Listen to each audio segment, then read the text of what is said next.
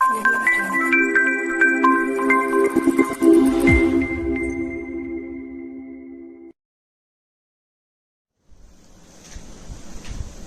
students, welcome to Aviષ્કાર Academy again.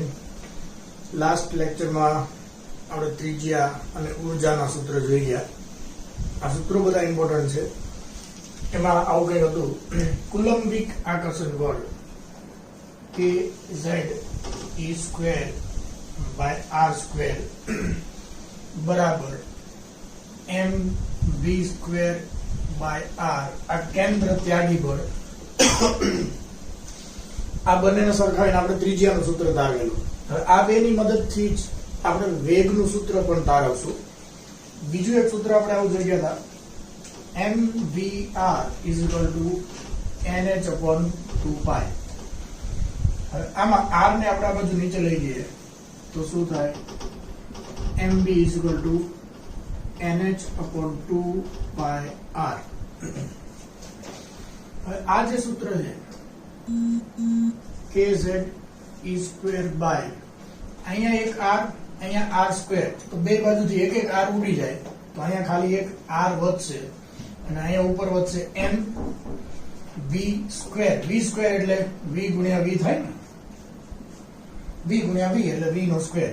આપણે આ m into v ની જગ્યાએ આ કિંમત મૂકવી છે એટલે એક v આપણે અલગ રાખીએ તો સૂત્ર શું થશે, kz e square by r is equal to m into v ની જગ્યાએ nh/2πr into આ v. તો આમાં બે બાજુથી r r કેન્સલ થઈ જશે અને આપણે વેગ ગોતવાનો છે એટલે v ને સૂત્રનો કરતા બનાવીએ, r તો કેન્સલ, બાકીનું બધું આ બાજુ લઈ લઈએ તો 2π બધું આ બાજુ લઈ લો, 2π z e સ્ક્વેર k છેદમાં nh.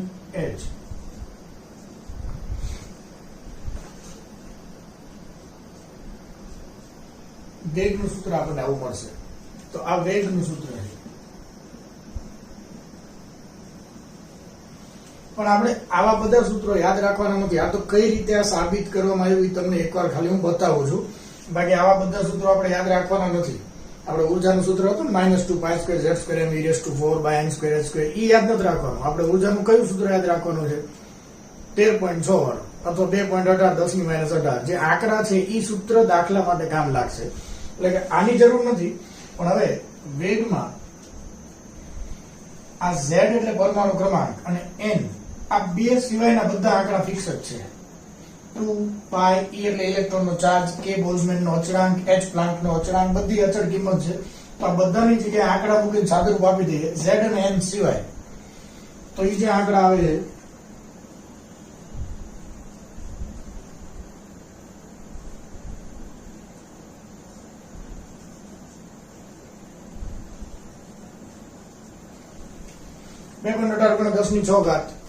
મીટર પર સેકન્ડ. આપણે મોસ્ટલી લંબાઈ મીટરમાં જ લખવાની, ગમે ત્યાં સેન્ટીમીટર આપેલું હોય, એંગસ્ટ્રોમ આપેલું હોય, બધાને મીટરમાં ફેરવીને જ આપણે લખવાનું.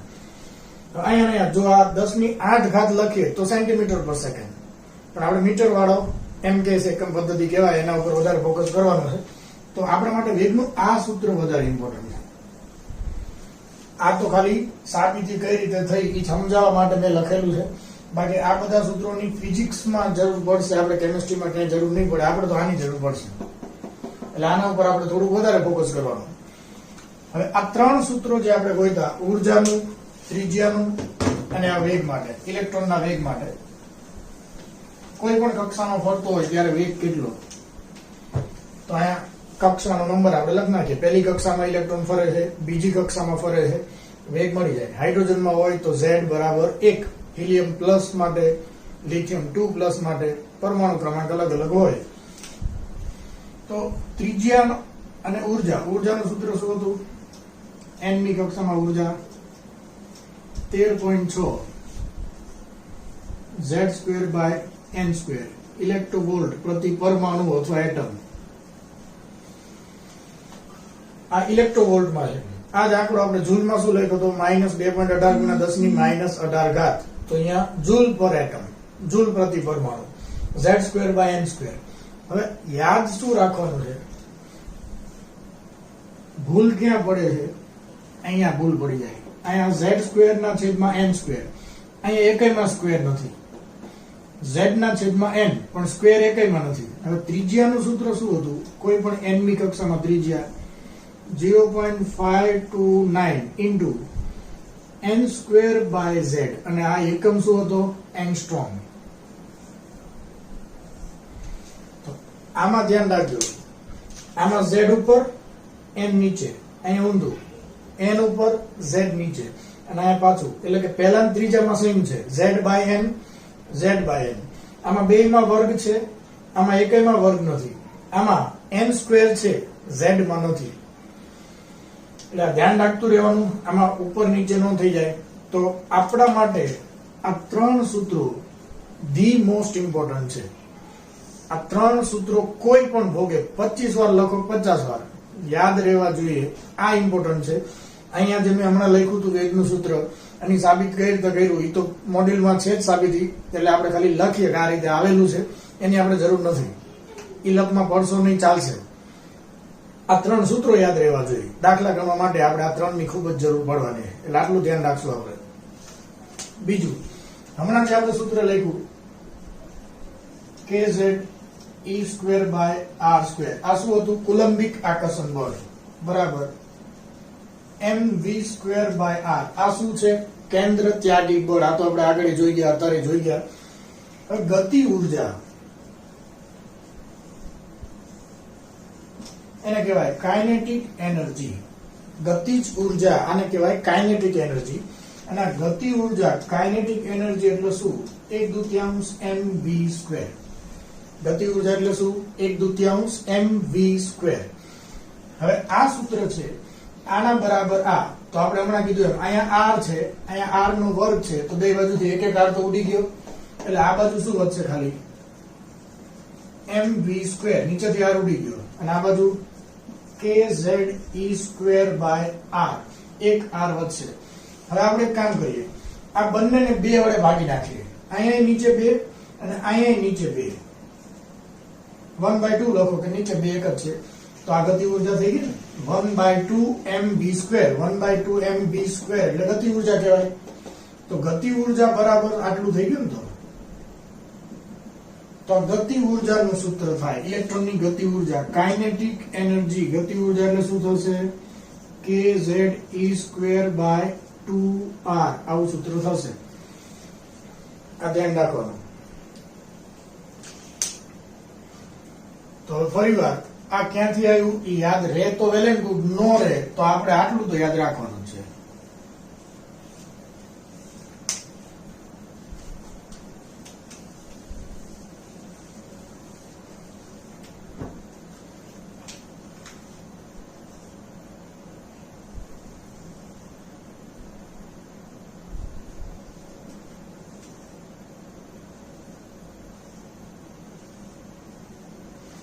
આપણે આગળ કીધું હતું કે કેન્દ્રમાં વીજ E એટલે વીજભાર કેટલો હોય, તો કે Z જેટલો, Z એટલે પરમાણુ ક્રમાંક, જેટલો પરમાણુ ક્રમાંક હોય એટલા પ્રોટોન હોય, અને દરેક પ્રોટોન +1 વીજભાર ધરાવે.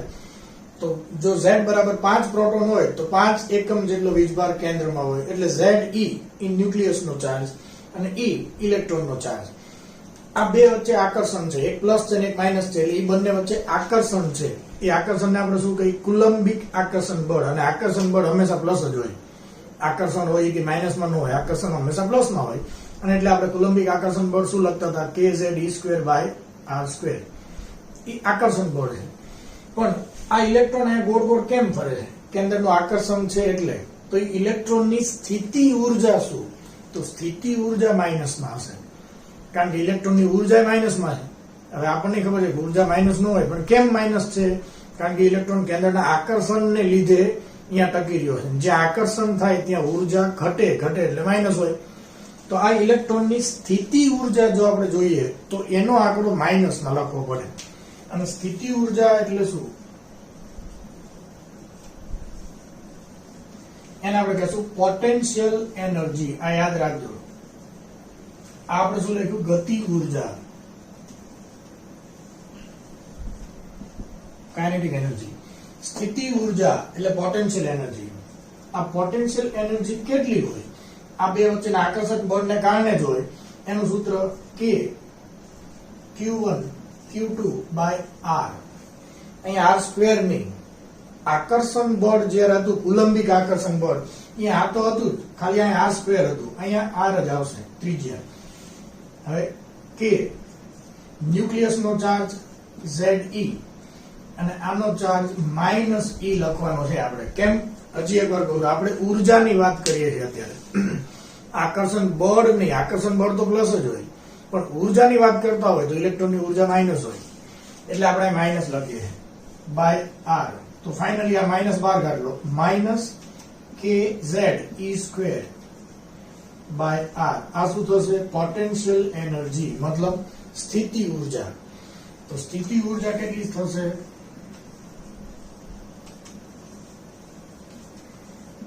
Potential energy -KZe² by R.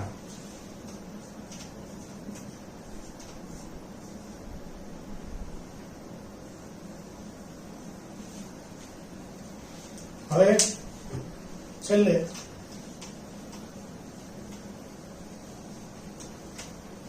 કોઈ પણ ઇલેક્ટ્રોનની ઉર્જા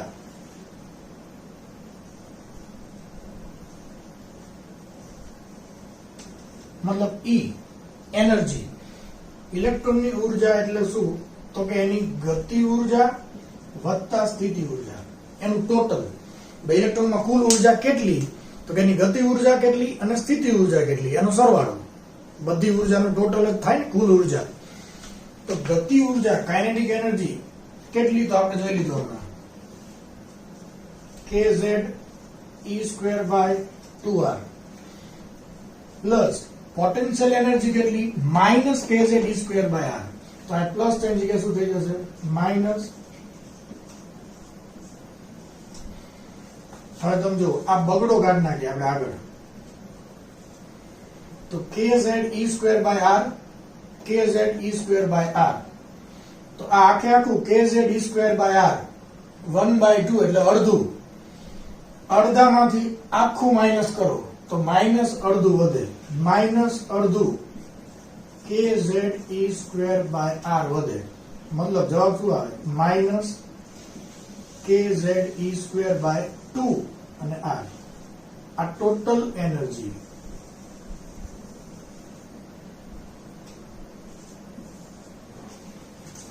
તો ઇલેક્ટ્રોનની ઉર્જા -KZe² by 2R.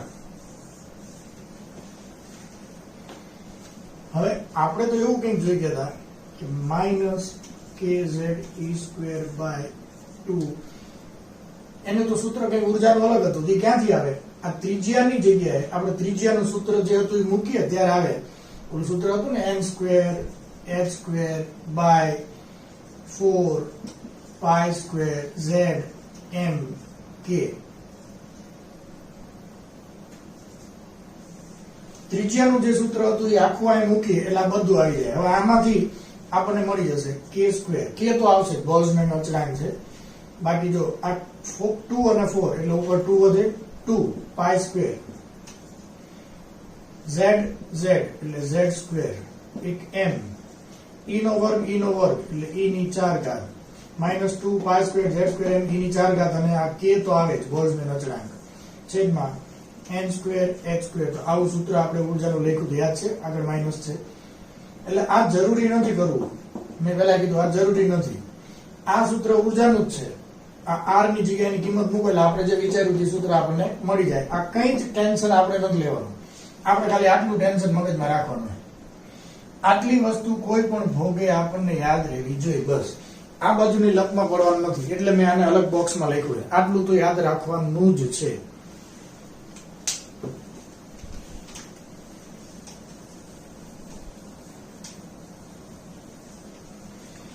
તો કાલ આપણે જોઈ ગયા આપણે એવા દાખલા પૂછે કે હાઇડ્રોજનની બીજી કક્ષામાં ઉર્જા આટલી છે તો હિલિયમની ત્રીજી કક્ષામાં કેટલી? તો ઉર્જાનું સૂત્ર આપણી પાસે જ, ગુણોત્તર જ લેવાનો. હાઇડ્રોજન માટે લખો અને હિલિયમ માટે લખો, ગુણોત્તર લઈ લો. પણ આપણને એમ ન કે હાઇડ્રોજનની બીજી કક્ષામાં ઉર્જા આટલી છે. આપણને એમ કે હાઇડ્રોજનની બીજી કક્ષામાં એની ગતિ ઉર્જા x છે. આપણને એવું કે હાઇડ્રોજનની n બરાબર 2 એટલે બીજી કક્ષામાં ગતિ ઉર્જા x છે, તો હિલિયમ પ્લસ માટે ત્રીજી કક્ષામાં ઉર્જા કેટલી? તો હવે આપણી પાસે આ ગતિ ઉર્જામાંથી ઉર્જામાં ક્યાંથી જવું? તો આ ત્રણ સંબંધો ખાસ ધ્યાનમાં રાખવાના. તો જો ગતિ ઉર્જા અને ઉર્જા એના સૂત્રમાં ફેર શું જોવો તો kze²/2r kze²/2r પણ માઈનસ. એનો મતલબ ગતિ ઉર્જા પ્લસ હોય, ઉર્જા માઈનસ હોય, બાકી આંકડો તો એ નહીં જ હોય. આ આપણે કામનું છે.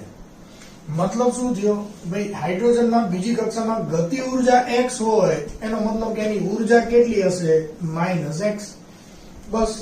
આપણને ડાયરેક્ટ ઉર્જા ન આપે, ગતિ ઉર્જા કે તો આપણા મગજમાં આવું છે જેટલી ગતિ ઉર્જા હોય એટલી જ ઉર્જા હોય, પણ ઉર્જા માઇનસમાં હોય, ગતિ ઉર્જા પ્લસમાં હોય. તો અહીંથી આપણને ખબર પડી જાય. હવે ઇલેક્ટ્રોનની ઉર્જા આમાં -x, તો આમાં કેટલી? તો એ તો આપણે ગુણોત્તર લઈને ડાયરેક્ટ ગોતી શકીએ. એ તો આપણને ખ્યાલ છે આ ઉર્જાના સૂત્રમાં કિંમત મૂકીને. તો આ બેને સરખાવો તો આપણે એમ લખીએ કે કાઇનેટિક એનર્જી બરાબર minus energy.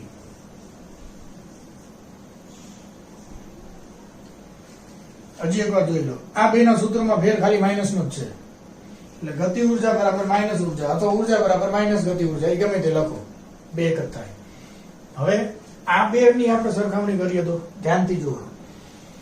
Potential energy I minus, ઈ ગતિ ઉર્જા આ પણ સોરી ઉર્જા આ પણ માઇનસ, પણ અહીંયા નીચે બગડો નથી, અહીંયા બગડો છે, ખાલી ફેર એટલો જ ફેર. તો આપણે આમ લખીએ, માનો કે ઉર્જાનું સૂત્ર શું? માઇનસ kze²/2r બરાબર ગતિ ઉર્જાનું સૂત્ર શું? સોરી પોટેન્શિયલ એનર્જીનું સૂત્ર શું? kze²/r. આવું છે. તો આ શું થઈ ગયું? ઉર્જા. આ શું છે? સ્થિતિ ઉર્જા. હવે આ બેને સરખા કરવો હોય શું કરવું પડે?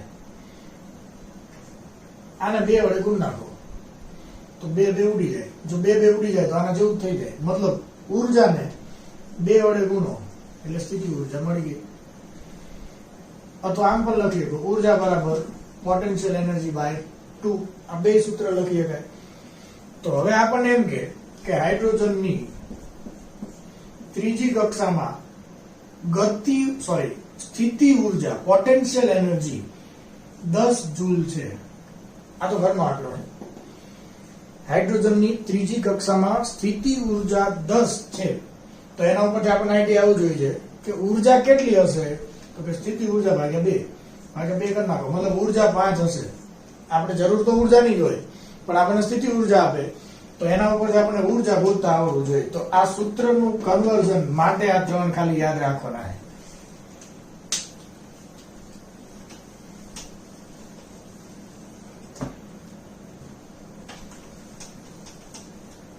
તો અહીંયા સૂત્ર શું થયું? 2 ટાઈમ્સ એનર્જી બરાબર પોટેન્શિયલ એનર્જી. તો આ એક સૂત્ર યાદ રાખવાનું. અને આ બે વચ્ચેનો સંબંધ શું થશે? કાઇનેટિક એનર્જી અને પોટેન્શિયલ એનર્જી. તો જોઈ લો, એક માઇનસ છે ને એક પ્લસ છે. હવે આને તમે 2 વડે ગુણ નાખો તો 2 ઉડી જાય, તો આના જેવું મળી જાય. -2 વડે ગુણ નાખો, -2, તો આ બે હરખા થઈ જાય. એટલે આપણે આમ લખીએ કે પોટેન્શિયલ એનર્જી બરાબર -2 ટાઈમ્સ કાઇનેટિક એનર્જી.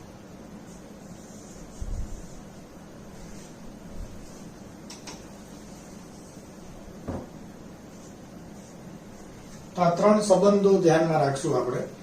તો આટલા સૂત્રો આપણા માટે ઇમ્પોર્ટન્ટ છે. બાકી આ બાજુ જે બીજી બધી માથાકૂટ કરી એ કઈ જ નહીં. આ 3 સૂત્રો તો આવડવા જ જોઈએ. આ 3 સૂત્રો આપણા માઇન્ડમાં કોઈ પણ સંજોગોમાં આવડવા જોઈએ. આજે રાત્રે જ આ 5 નહીં 25 વાર લખ નાખજો, આ જેટલું બોર્ડમાં છે એટલું, અને યાદ કરીને જ આપણે સુવાનું.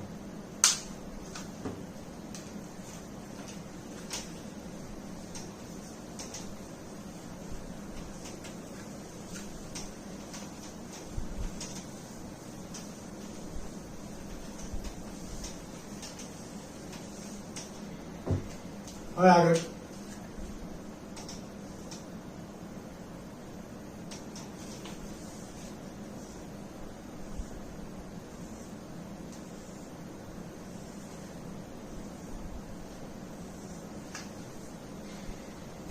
આપણે આવું જોઈ ગયા હતા લાઇમેન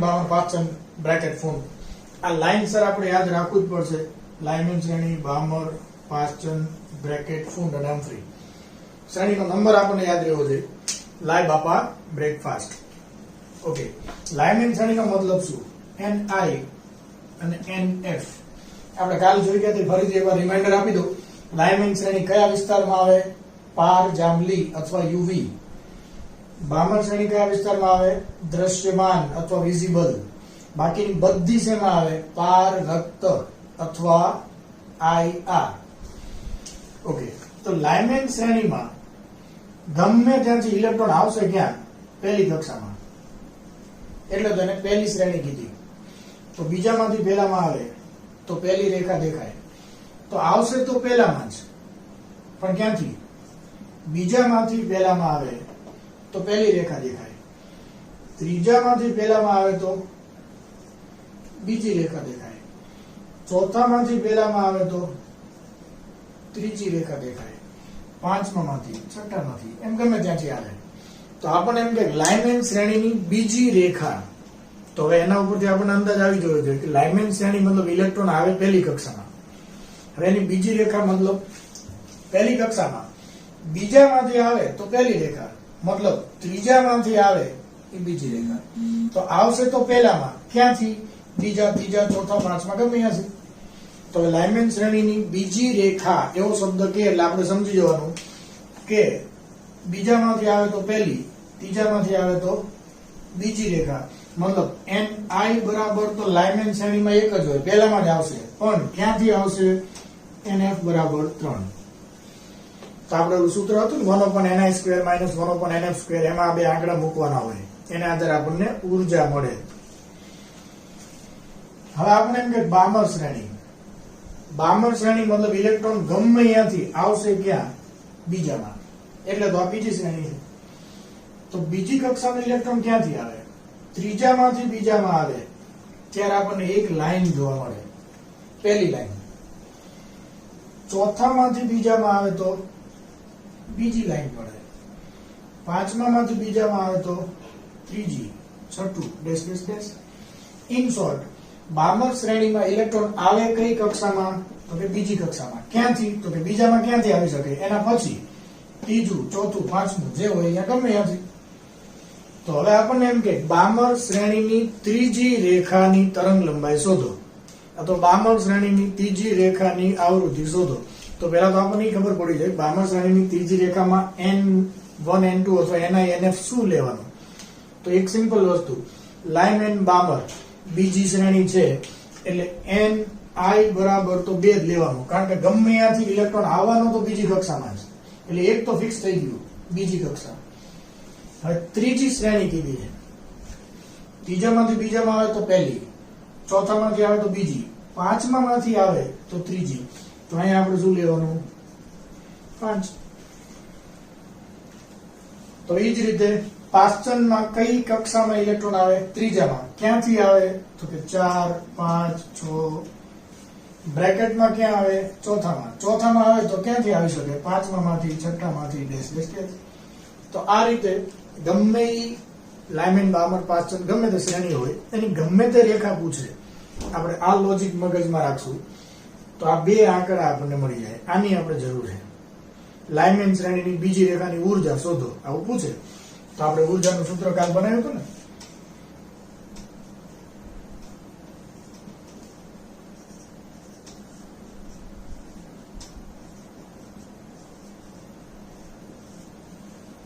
હાઇડ્રોજન હોય તો પરમાણુ ક્રમાંક 1 હિલિયમ પ્લસ હોય તો 2 લિથિયમ પ્લસ 2 હોય તો પરમાણુ ક્રમાંક 3 બાકી NiNF આ બે આંકડા ગોતીને મૂકી દો એટલે કેટલી ઉર્જા છૂટી પડે જ્યારે અહીંયાથી નીચે આવે ત્યારે એ આંકડો મળી જાય આપણને તો સૂત્ર ધ્યાનમાં રાખતા રહેજો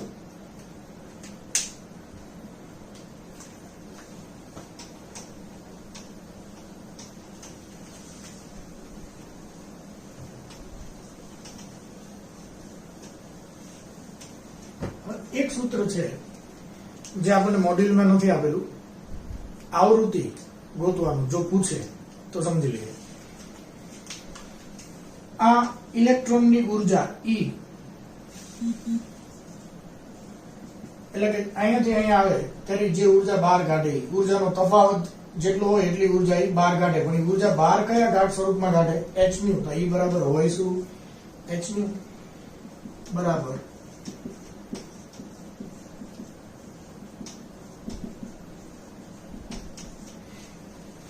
આ ડેલ્ટા એન ભૂલી જાઓ. આ ન્યુ એટલે આવૃત્તિ. આને સૂત્રનો કરતા બનાવો.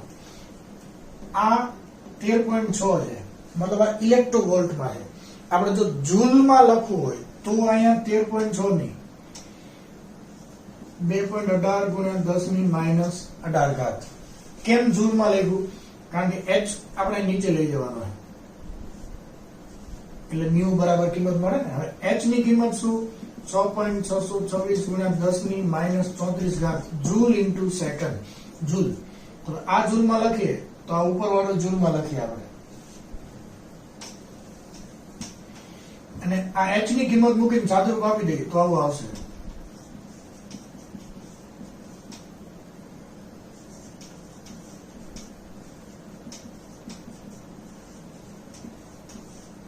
આ આવૃત્તિ ગોતવા માટેનું સૂત્ર છે, અને આવૃત્તિનો એકમ શું? સેકન્ડ ઇન્વર્સ અથવા એને કહેવાય હર્ટ્ઝ. આવૃત્તિનો એકમ શું? સેકન્ડ ઇન્વર્સ અથવા હર્ટ્ઝ. હર્ટ્ઝ સેકન્ડ ઇન્વર્સ એને જ હર્ટ્ઝ કહેવાય. તો આપણે એમ કે ઇલેક્ટ્રોન ચોથી કક્ષામાંથી બીજી કક્ષામાં આવે ત્યારે ઉત્પન્ન થતી આવૃત્તિ કેટલી હોય અથવા કેટલી આવૃત્તિ વાળા પ્રકાશનું ઉત્સર્જન કરે? તો સિમ્પલ, ચોથામાંથી બીજામાં આવે. નાનો આંકડો અહીંયા લખવાનો, મોટો અહીંયા લખવાનો. તો આ 2 નો વર્ગ ને 4 નો વર્ગ. હાઇડ્રોજન હોય તો પરમાણુ ક્રમાંક 1. આ આંકડો છે, સાદુરૂપ આપી દો આવૃત્તિ મળી જાય. તો આ એક સૂત્ર પર્ટિક્યુલર તમને જ્યાં સારું લાગે અહીંયા લખી લેજો. આ સૂત્ર મોડ્યુલમાં નથી, આ એક સૂત્ર લખી લેવું. આવૃત્તિ શોધવા માટેનું સૂત્ર છે આ.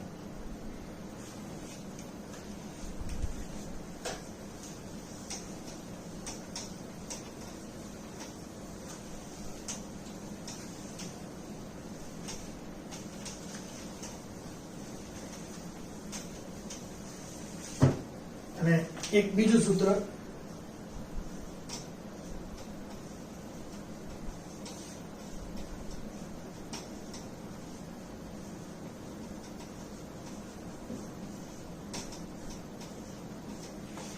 તરંગ સંખ્યા, તરંગ આંક એટલે ન્યુ બાર.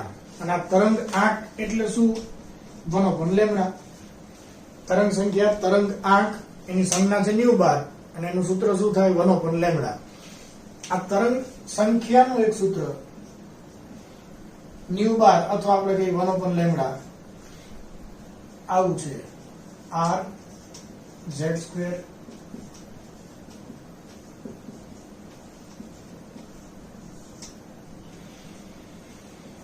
આ ધ્યાન રાખવું. લેમ્ડા એટલે તરંગ લંબાઈ. તરંગ લંબાઈ આપણે શેમાં માપીએ? મીટર અથવા સેન્ટીમીટર. તો 1/માં તરંગ લંબાઈ એટલે મીટર ઇનવર્સ અથવા સેન્ટીમીટર ઇનવર્સ. અહીંયા r જે છે એ રીડબર્ગનો અચળાંક છે.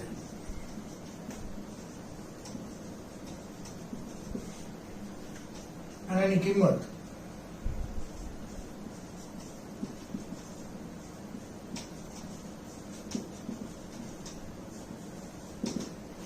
109678.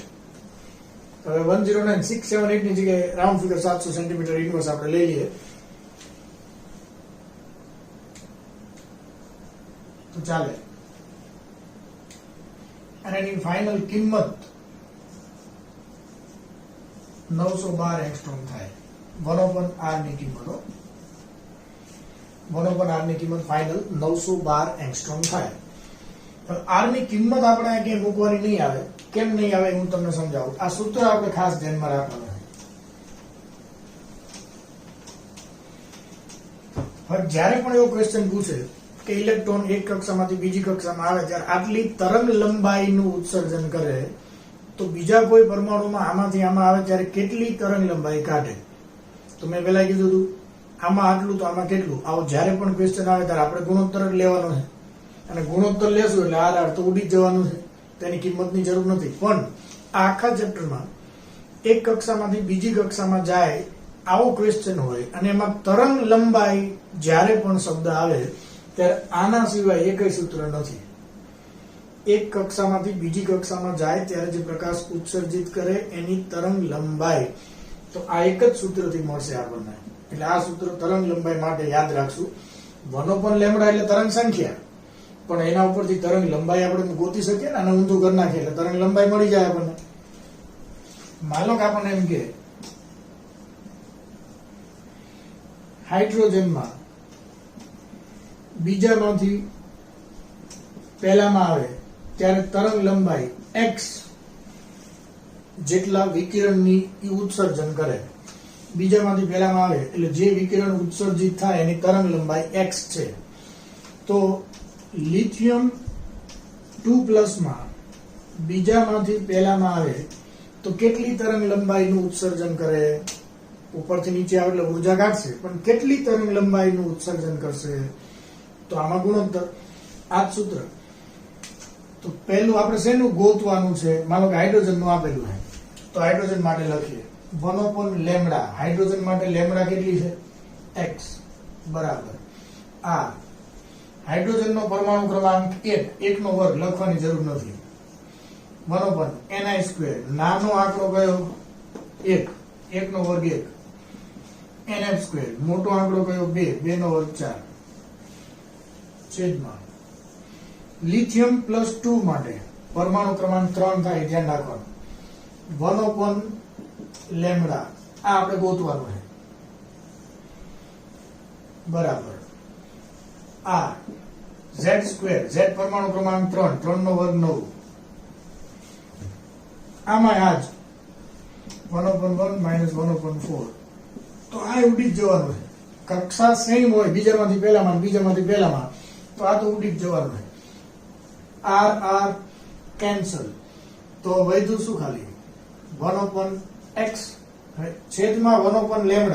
છેદનો છેદ ઉપર જતો રહે. લેમ્ડા બરાબર 1/9. 1/9. બાકી બધું ઉડી ગયું. તો લેમ્ડા બરાબર કેટલા? આ x ને ઉપર લઈ લો, x/9. તો આ ક્વેશ્ચન પૂછે આપણને, એમાં r ની કિંમત તો મૂકવાની જ નથી આવતી, ઉડાડી જ દેવાનું સીધું. તો જ્યાં પણ આપણને એમ કે આમાં આટલું તો આમાં કેટલું, અહીંયા ગુણોત્તર જ લઈ લેવાનો, જેથી અહીંયા કોઈ પણ આંકડા હોય બધા ઉડી જ જાય સીધા. આપણે એની કિંમત મૂકીને સાદુરૂપ આપવાની કોઈ જરૂર ન રહે. તો જો આમાં x હોય તો આમાં કેટલી? x/9. એટલે આપણો જવાબ આ જ હશે ઓપ્શનમાં.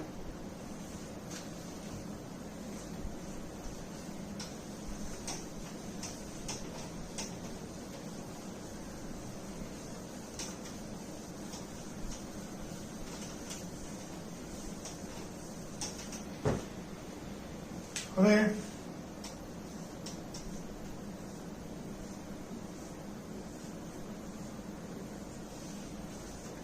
અહીંયા એક વસ્તુ ધ્યાન રાખશું, 2-3 શબ્દો છે. પ્રથમ રેખા, પ્રારંભિક રેખા, આ બધા શબ્દો આપણને પૂછતા હોય છે. અમુક 1-2 દાખલા પછી આપણે જોઈએ. પણ પહેલી કક્ષામાં ઇલેક્ટ્રોન છે, બીજી કક્ષામાંથી પહેલી કક્ષામાં આવે, તો પહેલી કક્ષામાં ઇલેક્ટ્રોન આવ્યો બીજામાંથી, એના કરતા ત્રીજામાંથી પહેલામાં આવે તો વધારે ઉર્જા બહાર કાઢે ને, કારણ કે આ બે વચ્ચે ઉર્જાનો ગેપ ઓછો હોય, આ બે વચ્ચે વધારે, હજી વધે. તો જેમ ઇલેક્ટ્રોન દૂરથી આવે પહેલી કક્ષામાં, એમ વધારે ઉર્જાનો ગેપ હોવાથી વધારે ઉર્જા બહાર કાઢે. હવે ઉર્જા E બરાબર hν, આ ખાસ ધ્યાન રાખજો. જેની ઉર્જા વધારે એની આવૃત્તિ વધારે, જેની ઉર્જા વધારે એની આવૃત્તિ વધારે. પણ આવૃત્તિ μ બરાબર શું? c/λ. મતલબ આવૃત્તિ અને તરંગ લંબાઈ વ્યસ્ત પ્રમાણમાં હોય. આવૃત્તિ વધુ હોય તો તરંગ લંબાઈ ઓછી હોય, આવૃત્તિ વધારે હોય તો તરંગ લંબાઈ ઓછી હોય. હવે ધ્યાનથી સમજજો. આપણને એમ કે લાઇનમેન શ્રેણી મતલબ ઇલેક્ટ્રોન પહેલી કક્ષામાં આવશે ગમે ત્યાંથી, બીજું, ત્રીજું, ચોથું, પાંચમું, ગમે ત્યાંથી આવશે પહેલી કક્ષામાં. એમાં સૌથી વધારે તરંગ લંબાઈ વાળી રેખા કઈ? સૌથી વધારે તરંગ લંબાઈ સૌથી વધારે મતલબ આવૃત્તિ સૌથી ઓછી, અને આવૃત્તિ સૌથી ઓછી મતલબ ઉર્જા સૌથી ઓછી. તો પહેલી કક્ષામાં આવે અને સૌથી ઓછી ઉર્જા બહાર કાઢે તો ક્યાંથી આવે? બીજામાંથી પહેલામાં. કારણ કે ત્રીજામાંથી આવે તો એનથી ને વધુ ઉર્જા બહાર કાઢે, અને સાતમામાંથી આવે તો એનથી ને વધારે ઉર્જા બહાર કાઢે. તો ધ્યાન રાખશું, આવૃત્તિ વધારે મતલબ ઉર્જા વધારે પણ તરંગ લંબાઈ ઓછી, અને તરંગ લંબાઈ વધારે તો આવૃત્તિ ઓછી મતલબ ઉર્જા ઓછી. એટલે કે આપણે એમ કહીએ કે ઉર્જા અને આવૃત્તિ એ તરંગ લંબાઈના વ્યસ્ત પ્રમાણમાં છે. તરંગ લંબાઈ વધે તો ઉર્જા અથવા આવૃત્તિ ઘટે. તો આવૃત્તિ વધુ, તરંગ લંબાઈ ઓછી, તરંગ લંબાઈ વધુ, આવૃત્તિ ઓછી. આ ધ્યાનમાં રાખવાનું.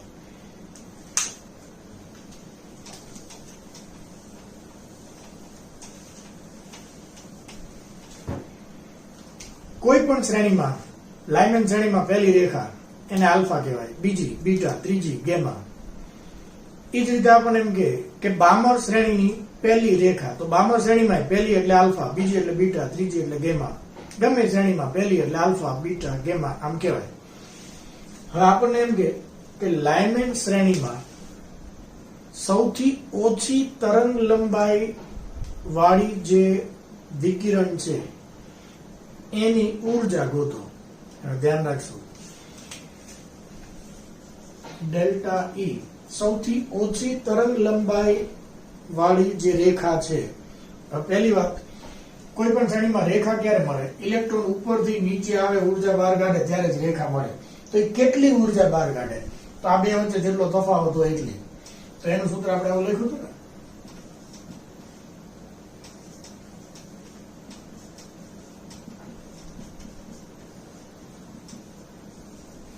ધ્યાનથી સમજો. લાઇનમેન શ્રેણીમાં સૌથી ઓછી તરંગ લંબાઈ વાળી જે રેખા છે એની ઉર્જા આપણે શોધવાની. તો એક વસ્તુ ફિક્સ થઈ ગઈ કે લાઇનમેન શ્રેણી શબ્દ ઈ બોલ્યા એટલે ઇલેક્ટ્રોન ગમે ત્યાંથી આવે પહેલામાં આવશે ઈ ફાઇનલ. બીજો વર્ડ પહેલામાં આવશે એટલે અહીંયા તો એક જ થઈ ગયું, ni બરાબર 1, એટલે અહીંયા આપણે 1 નો વર્ગ લખવાનો. બીજું હાઇડ્રોજનમાં કીધું છે તો Z એટલે 1, પરમાણુ ક્રમાંક 1, 1 નો વર્ગ તો 1 જ થાય, નહીં લખો ચાલશે. હવે આપણે ગોતવાનું ખાલી NF. અહીંયા શું લખો? ફરીથી કહું છું, હાઇડ્રોજનમાં લાઇનમેન શ્રેણીમાં સૌથી ઓછી તરંગ લંબાઈ. હવે તરંગ લંબાઈ સૌથી ઓછી મતલબ આવૃત્તિ અથવા ઉર્જા સૌથી વધારે. તો ઉર્જા સૌથી વધારે ક્યાંથી મળે? છેલ્લી કક્ષામાં નહીં, બહાર જતો રહે ઇલેક્ટ્રોન અનંત અંતરે, અહીંયાથી અહીંયા આવે તો એ સૌથી વધુ ઉર્જા બહાર કાઢે, સૌથી વધુ ઉર્જા બહાર કાઢે. તો જ્યારે આવો શબ્દ આવે કે મિનિમમ તરંગ લંબાઈ મતલબ મેક્સિમમ ઉર્જા, તો એ ઉર્જાનો ગેપ સૌથી વધારે ક્યાં? ઇલેક્ટ્રોન અનંત. અનંત એટલે શું? આની બહારથી. અનંત એટલે બહુ દૂર જતો રહે તો પછી કઈ ફેર ન પડે, પણ આની કક્ષાની બહારથી ઇલેક્ટ્રોન અંદર આવે ત્યારે આ બે વચ્ચેના ગેપ કરતા આ બે વચ્ચેનો ગેપ વધારે હોય એટલે સૌથી વધુ ઉર્જા બહાર કાઢે. તો એ વખતે એન એફ આપણે શું લેવાનું? ઇનફાઇનાઇટ, અનંત. અનંત. 1/, અનંત એટલે 0, તો આ તો 0 થઈ ગયું, એ તો 0 થઈ ગયું. 1/1 નો વર્ગ, તો આ 1 થઈ ગયું, આ 1 જ છે, મતલબ જવાબ આટલો જ આવે સીધો 13.6. આ જ જવાબ આવે સીધો. પણ જવાબ શું છે ઇમ્પોર્ટન્ટ નથી, આપણા માટે ઇમ્પોર્ટન્ટ આ વર્ડ છે. ઓછામાં ઓછી તરંગ લંબાઈ મતલબ વધુમાં વધુ ઉર્જા, અને વધુમાં વધુ ઉર્જા અથવા વધુમાં વધુ આવૃત્તિ જ્યારે પણ કે ત્યારે ઇલેક્ટ્રોન અનંત થી આવે, એટલે આ NF ની જગ્યાએ અનંત લખો એટલે 1/, અનંત એટલે એ તો 0 થઈ ગયું, કેટલું ઉડી જશે. હવે લાઇનમેન શ્રેણીમાં કે તો પહેલી કક્ષામાં આવે. હવે આપણે એમ સેમ ક્વેશ્ચન પૂછે, બામર શ્રેણીમાં ઓછામાં ઓછી તરંગ લંબાઈ વાળી જે રેખા છે એની આવૃત્તિ ઉર્જા ગોતો. બામર શ્રેણી ઓછામાં ઓછી તરંગ લંબાઈ વાળી રેખાની ઉર્જા. તો બામર શ્રેણી મતલબ કયા નંબરની શ્રેણી? બીજા નંબરની. ઇલેક્ટ્રોન આવશે ક્યાં? બીજી કક્ષામાં. ક્યાંથી? તો કે ગમે ત્યાંથી, ત્રીજામાંથી, ચોથામાંથી, 5, 6, 7 અનંત ગમે ત્યાંથી. હવે એમાં એવું કીધું છે કે ઓછામાં ઓછી તરંગ લંબાઈ મતલબ વધુમાં વધુ ઉર્જા. તો વધુમાં વધુ ઉર્જા તો અનંત થી બીજામાં આવે ત્યારે જ મળે. આ એક વસ્તુ ફિક્સ થઈ ગઈ કે બીજામાં આવશે એટલે અહીંયા 2 નો વર્ગ અનંત થી એટલે આ તો 0. તો ખાલી આની કિંમત આપણે મૂકી દેવાની એટલે જવાબ હાઇડ્રોજન કે તો પરમાણુ ક્રમાંક 1, હિલિયમ પ્લસ હોય તો 2, 2 નો વર્ગ 4. એ જે કીધું હોય આપણે અહીં મૂકીને જવાબ આપી દેવાનો. હવે એમ કે લાઇમેન શ્રેણીમાં મહત્તમ તરંગ લંબાઈ વાળી રેખાની ઉર્જા, મહત્તમ તરંગ લંબાઈ મતલબ આવૃત્તિ ઓછામાં ઓછી, ઉર્જા ઓછામાં ઓછી કઈ શ્રેણીમાં કીધું? લાઇમેન. મતલબ ઇલેક્ટ્રોન ક્યાં આવશે? પહેલામાં આવશે. હવે ઓછામાં ઓછી ઉર્જા, તરંગ લંબાઈ વધારે એટલે ઉર્જા ઓછી. ઓછામાં ઓછી ઉર્જા તો એ બીજામાંથી પહેલા વાળો આપે, કારણ કે ત્રીજામાંથી પહેલા વાળો તો એનથી વધુ આપે, ચોથામાંથી એનથી વધુ આપે, મતલબ પાડોશીમાંથી આવતો રહે, બસ ખાલી આટલું જ. તો બીજામાંથી પહેલામાં તો આ 1 નો વર્ગ, અહીંયા 2 નો વર્ગ. આ નાનો આંકડો લખીએ છીએ આપણે, મોટો લખીએ તો સીધો જવાબ. આ જ વસ્તુ એમ કે પાશ્ચન શ્રેણીમાં મહત્તમ તરંગ લંબાઈ વાળી રેખાની ઉર્જા શોધો. તો પેલા તો આપણે મગજમાં આવવું જોઈએ લાઇમેન, બામર, પાશ્ચન. પાશ્ચન શ્રેણી કીધી એટલે ઇલેક્ટ્રોન ક્યાં આવશે? ત્રીજી કક્ષામાં. ક્યાં આવશે? ત્રીજી કક્ષામાં. ક્યાંથી આવી શકે? તો ત્રીજામાં ક્યાંથી આવે? ચોથામાંથી, પાંચમામાંથી, છઠ્ઠામાંથી, ગમે ત્યાંથી. હવે પાશ્ચન શ્રેણીમાં મહત્તમ તરંગ લંબાઈ વાળી રેખા. તરંગ લંબાઈ મહત્તમ એટલે આવૃત્તિ ઓછામાં ઓછી, મતલબ ઓછામાં ઓછી ઉર્જા. તો ઓછામાં ઓછી ઉર્જા તો ચોથામાંથી ત્રીજામાં આવે એ જ આપે, કારણ કે પાંચમામાંથી ત્રીજામાં તો ઉર્જા વધારે જાય, પછી વધે. તો આપણે લખવાનું શું? ચોથામાંથી ત્રીજામાં. અહીંયા 3 નો વર્ગ, અહીંયા 4 નો વર્ગ અને જવાબ. તો આ બધા વાક્યો ખાસ ધ્યાનમાં રાખવાના. પ્રથમ રેખા, ધ્યાન રાખજો. પ્રથમ રેખા, લાઇમેન શ્રેણીની પ્રથમ રેખા મતલબ બીજામાંથી પહેલામાં, તો એની આવૃત્તિ મહત્તમ હોય, આવૃત્તિ મેક્સિમમ હોય અને તરંગ લંબાઈ મિનિમમ હોય. એમ કે લાઇમેન શ્રેણીની અંતિમ રેખા, એને સીમિત રેખા પણ કહેવાય, હદ રેખા પણ કહેવાય, અંતિમ રેખા પણ કહેવાય. તો અંતિમ રેખા મતલબ અનંત થી ઇલેક્ટ્રોન આવે. લાઇમેન શ્રેણી કીધું એટલે પહેલામાં આવે. તો એટલો બધો ગેપ હોય તો ઉર્જા વધારે. સોરી, આ ઊંધું થઈ ગયું આપણાથી. ફરીથી એકવાર. લાઇમેન શ્રેણીની પ્રથમ રેખા એટલે બીજામાંથી પહેલામાં. તો આ ઉર્જા ઓછી, આવૃત્તિ ઓછી, મિનિમમ. અને આવૃત્તિ મિનિમમ તો તરંગ લંબાઈ મેક્સિમમ. હવે આપણને એમ કે લાઇમેન શ્રેણીની અંતિમ રેખા, સીમિત રેખા, હદ રેખા બધા એક જ શબ્દો છે. અંતિમ રેખા, સીમિત રેખા, હદ રેખા બધા એક જ શબ્દો છે. મતલબ ઠેઠ અનંત થી અહીંયા આવે તો ઉર્જા મહત્તમ હોય, એનો મતલબ આવૃત્તિ મેક્સિમમ હોય, તો તરંગ લંબાઈ મિનિમમ હોય. તો આવા શબ્દો ક્યાંક ધ્યાનમાં રાખવાના. હવે આપણને એમ કે મેક્સિમમ આવૃત્તિ વાળી રેખા,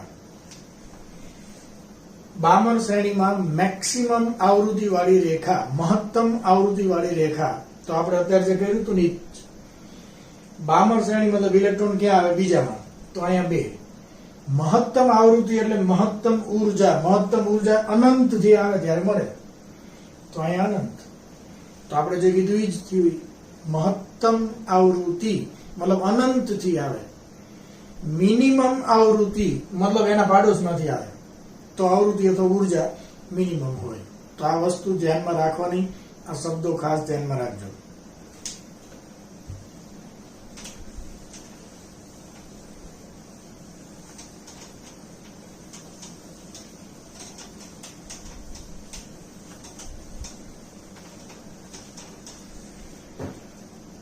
તો એક ઇમ્પોર્ટન્ટ ક્વેશ્ચન, આનો આન્સર તમારે આપવાનો હોય, થોડુંક વિચારજો.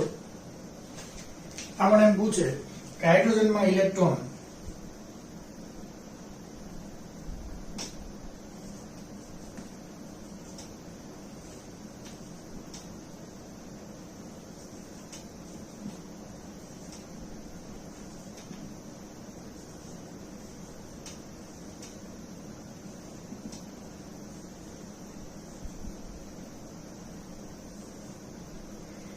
આનો છેલ્લો ઓપ્શન અત્યારે નથી રાખવું. હાઇડ્રોજનમાં ઇલેક્ટ્રોન બીજી કક્ષામાંથી પહેલી કક્ષામાં આવે. એક વસ્તુ તો ફિક્સ જ છે કે ઉપરથી ઇલેક્ટ્રોન નીચે આવે એટલે ઉર્જાનું ઉત્સર્જન કરે. બીજામાંથી પહેલામાં આવે, ચોથામાંથી બીજામાં આવે, પાંચમામાંથી બીજામાં આવે, ઉર્જાનું ઉત્સર્જન કરે. તો આ બધામાં સૌથી વધારે ઉર્જાનું ઉત્સર્જન શેમાં થાય? સૌથી વધારે ઉર્જા શેમાં બહાર કાઢશે? A, B, C 3 ઓપ્શન છે આપણી પાસે. જવાબ વિચારો, તમે અત્યારે જ વિચારો.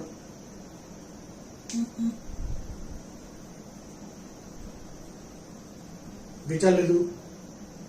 ઓકે. સૌથી વધારે ઉર્જા પાંચમામાંથી બીજામાં, સી ઓપ્શન. આવું કેટલાય વિચાર્યું? હાથ ઊંચો કરો જોઈએ. મને દેખાય છો? ઓકે. તો આન્સર છે બીજામાંથી પહેલામાં. કોઈ નહીં વિચાર્યું હોય આ આન્સર છે. શા માટે? સમજો.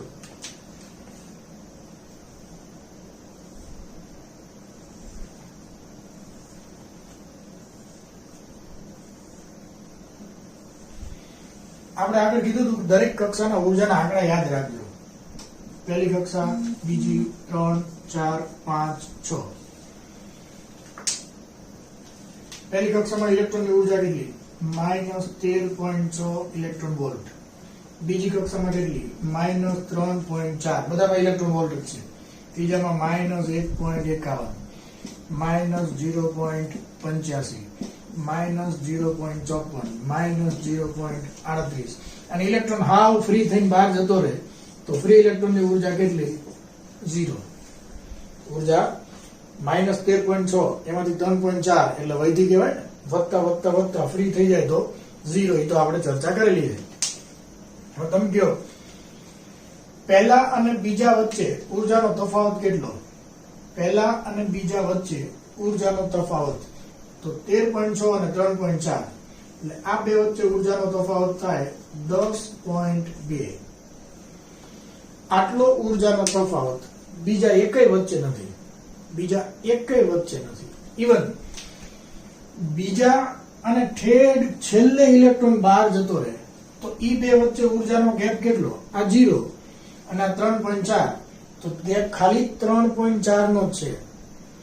બે વચ્ચેની ઉર્જાનો તફાવત. અહીંયા ઉર્જા -3.4 બીજી કક્ષામાં અને ઠેડ બહાર જતો રહે ત્યારે 0.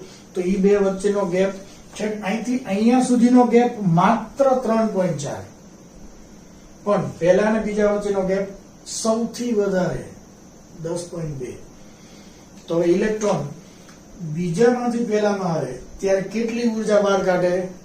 10.2 ઇલેક્ટ્રોવોલ્ટ. ચોથામાંથી બીજામાં આવે ત્યારે તો કે આ 3.4 છે અને આ 0.85 છે. આ બે વચ્ચેનો ગેપ કેટલો? 2 point something. પણ આટલો તો નહીં જ. પાંચમામાંથી બીજામાં આવે તો આ 3.4 અને આ 0.54 તો તફાવત કેટલો? એ 2 point something. વધારે નથી. તો સૌથી વધુ ઉર્જા તો એ ક્યાંથી બહાર કાઢશે? બીજામાંથી પહેલામાં. કારણ કે આ બે વચ્ચે ઉર્જાનો તફાવત સૌથી વધારે છે. આવું કેમ છે?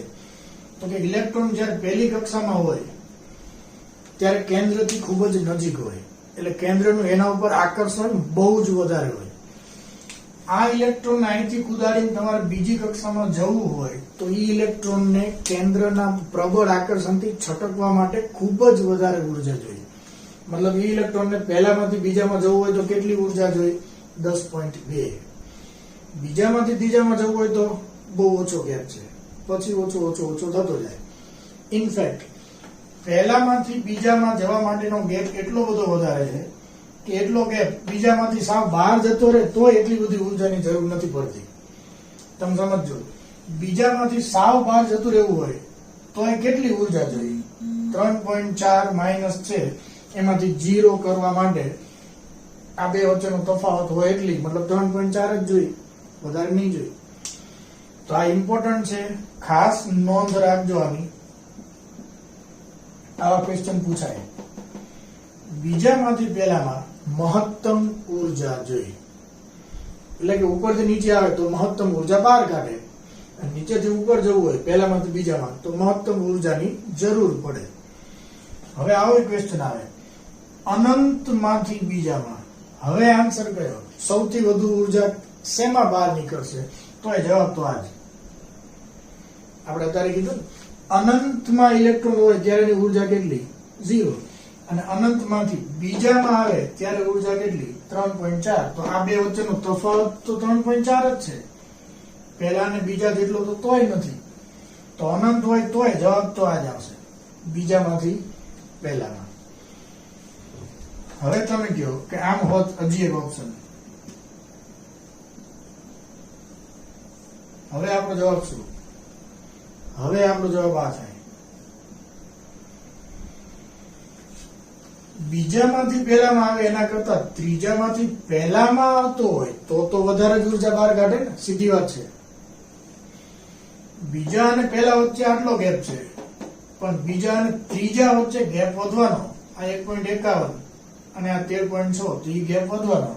તો આપણો આન્સર થઈ જશે ત્રીજામાંથી પહેલામાં. પહેલામાં આવતું હોય તો પછી જેટલું દૂરથી આવતું હોય એટલી ઉર્જાનો ગેપ વધારે હોય તો આપણો જવાબ આ થાય. એટલે અહીંયા ધ્યાન રાખવાનું. પછી એવું ગોખી નહીં નાખવાનું કે બીજામાંથી પહેલો આવે એટલે એ જ આપણો જવાબ. પછી ત્રીજામાંથી પહેલું હોય તો તેનાથી નહીં વધુ આપે, અને ચોથામાંથી પહેલું હોય તો એનાથી નહીં વધુ ઉર્જા બહાર કાઢે. તો આ બધા ક્વેશ્ચન લોજિકલી અગત્યના છે, ધ્યાનથી સમજજો. આ ચેપ્ટર બહુ જ ઇમ્પોર્ટન્ટ છે.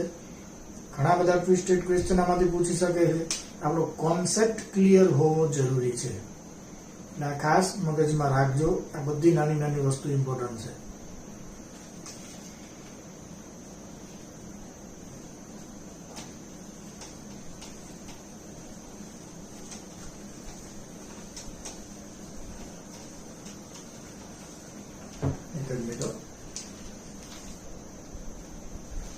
હા, તો અહીંયા આ જે પણ સૂત્રો આજે આપણે જોઈ ગયા આ બધા અગત્યના હતા.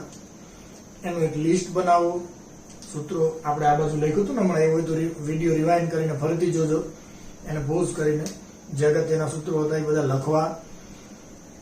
પીડીએફમાં છે જ સીમિત લાઈન, લિમિટિંગ લાઈન, તો મેં કીધું અંતિમ રેખા, તો લેમડા મેક્સિમમ, મ્યુ મિનિમમ, આ બધું મોડ્યુલમાં છે જ. એને સમજવાનો પ્રયત્ન કરો. અને જેટલા અગત્યના સૂત્રો છે કે જે આપણે દાખલા માટે જરૂરી છે, એટલીસ્ટ એક પેજમાં સૂત્રો બધા લખી નાખવા. એક જ પેજમાં સૂત્રો બધા લખી નાખો અને એને વારંવાર રિપીટ કરો, જેથી કરીને જ્યારે પણ દાખલા ગણતા પહેલા આપણે સૂત્ર જોઈ લેવાના બધા જ. જ્યારે પણ તમે દાખલા ગણો ત્યારે સૂત્ર આપણા માઇન્ડમાં તરત આવી જાય. Okay, by.